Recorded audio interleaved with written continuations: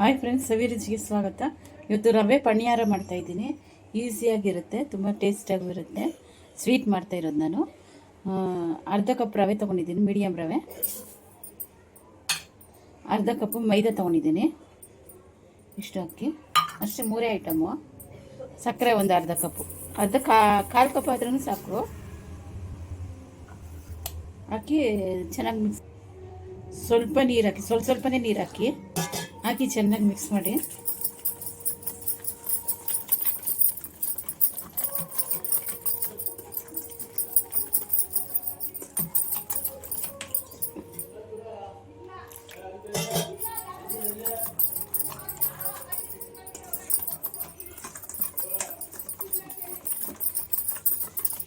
ಸಾಕು, ಇಷ್ಟು ಅದ ಸಾಕು, ಜಾಸ್ತಿ ನೀರು ಬೇಡ.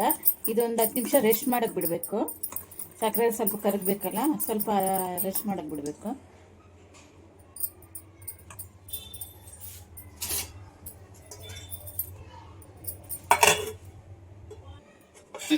ನೋಡಿ, ರೆಡಿಯಾಗಿದೆ. 10 ನಿಮಿಷ ರೆಸ್ಟ್ ಆಗಿದೆ.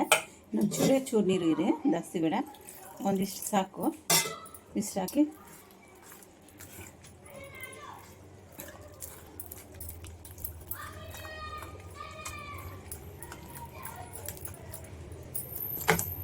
ಸಾಕಿಷ್ಟು.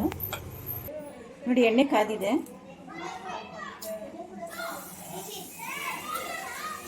ಇಷ್ಟಿಷ್ಟೇ ಬಿಡಿ, ಸಾಕು.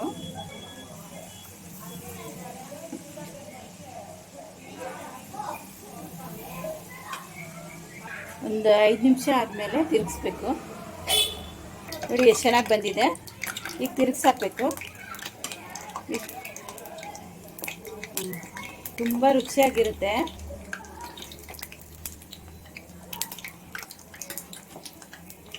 ತಿರುಗಿಸಾಕು ಅಷ್ಟೇ, ಇನ್ನೊಂದು ಸೈಡ್ ಬೇಯಿಸ್ಬೇಕು. ನೋಡಿ, ರೆಡಿಯಾಗಿದೆ. ಇಷ್ಟಾದರೆ ಸಾಕು. ಬ್ರೌನು ಜಾಸ್ತಿ ಇದು ಮಾಡೋದು ಬೇಡ.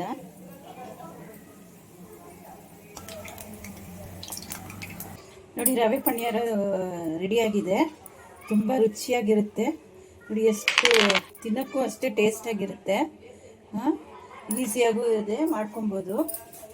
ಏನಾದರೂ ಈಗ ಬೇಗನೆ ಮಾಡಬೇಕು ಸ್ವೀಟ್ ಏನಾದರೂ ಅಂದರೆ ಈ ಥರ ಮಾಡ್ಕೊಬೋದು. ಲೈಕ್ ಮಾಡಿ, ಶೇರ್ ಮಾಡಿ, ಸಬ್ಸ್ಕ್ರೈಬ್ ಮಾಡಿ.